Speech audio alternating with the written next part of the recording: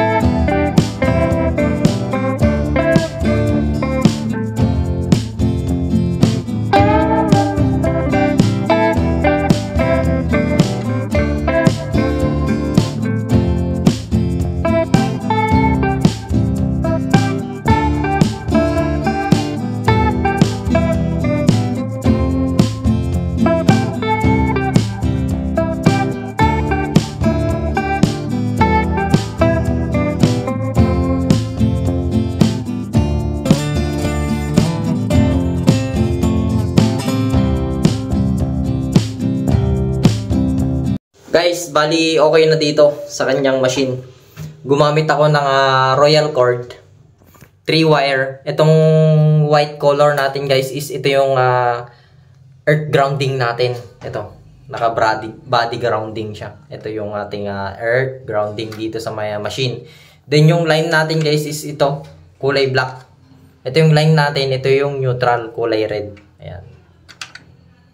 Okay lang yan na magkabaligtad guys, pero sa atin, ako, pag nag-install ako ng water heater machine is hindi ko siya binabaligtad, sinusundan ko yung nasa may manual ng water heater. Then gumamit ako ng 20 ampere na bolt on. Yan. Cotton brand. Then yung wire niya guys na pumunta sa may supply natin is 5.5 siya. Yung grounding earth natin is 3.5. Then nag-PVC kami elbow. Bumutas kami dito guys. Yan. Okay na to. Yan yung proper wiring ng ating water heater machine dito sa may shower, sa may CR. Yan. Okay na siya guys.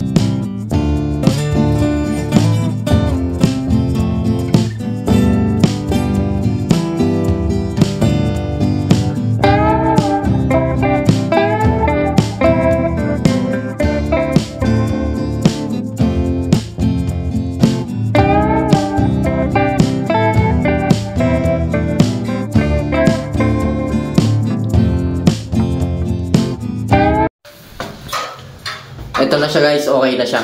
Ayan yung layout natin dito sa may water heater dito sa may CR machine. Yan. Goods na to guys. Then testingin natin after nung may tap namin sa may kuhanan namin ng supply na itong water heater.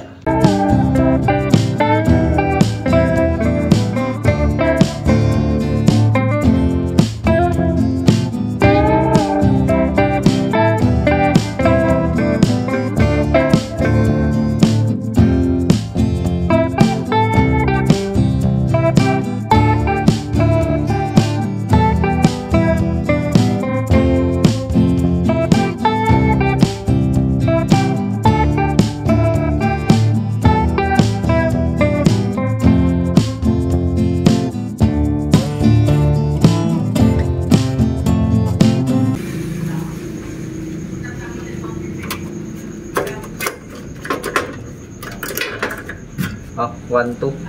Okay. 30.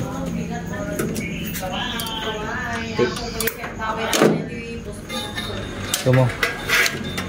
Puti natin.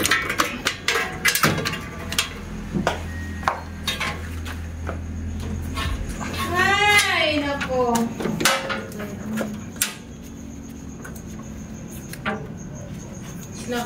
Yung tester nga na ako. Yung tester na parang ballpen na sa ibang.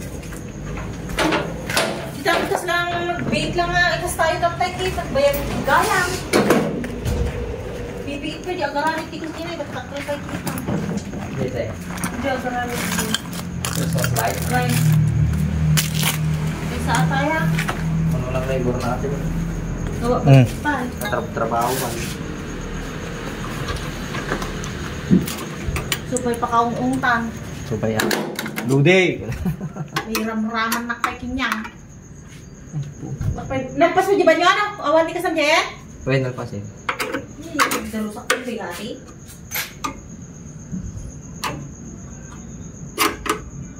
Oh, 1, 2, 3, 9. Bahay Abay, un silaw lude! Maraming mo. Ito pa. Hindi, brown out. Doon kayo din. Mabilisan to at yung big boss. Oo, nakailang ako doon ang ulan niya. Supay yan. Dapat pagkamatama. Naimong kayo pa ubon nata. Ha? Naimong. Nagdatakil lang mo tail. Ayun niya. Nagungit na pa. Tawag doon. Dito mag-spray. Papayain nyo, ha? Damo lang tati ang. Among lagita ni. Lagita testa ni. Bakante. Bakunan silang lalo magdadaro lang.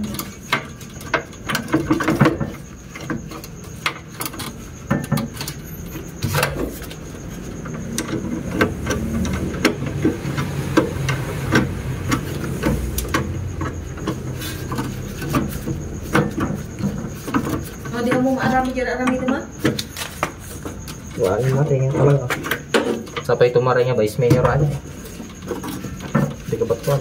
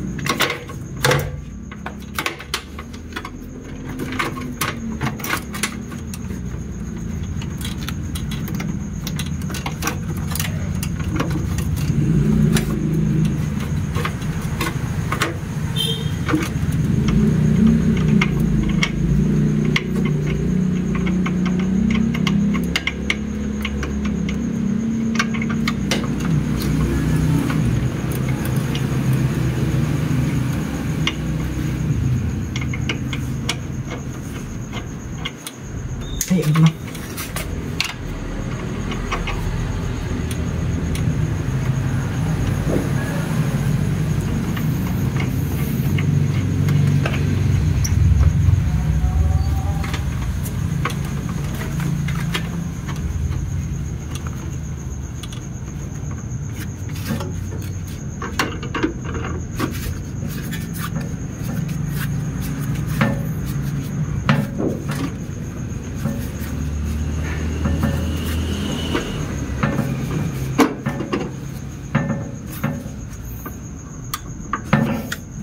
Guys, bali dito kami kumuha ng supply ng water heater sa may loob ng bahay.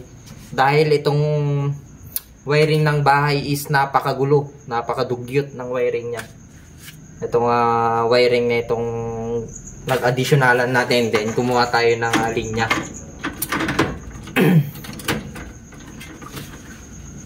Meron siyang panel board guys doon sa loob, kaso nga lang wala. Negative yung kanyang wiring dun sa may panel board. Napaka-delikado.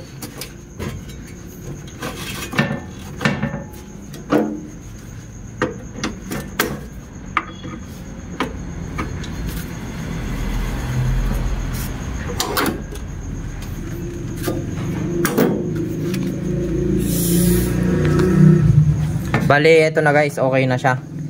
Ito yung kanyang kunin mo na yung tripod boy. Tapos tumagamit.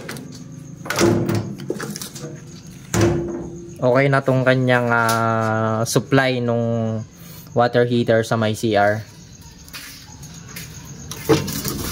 Yan yung ginawa namin guys.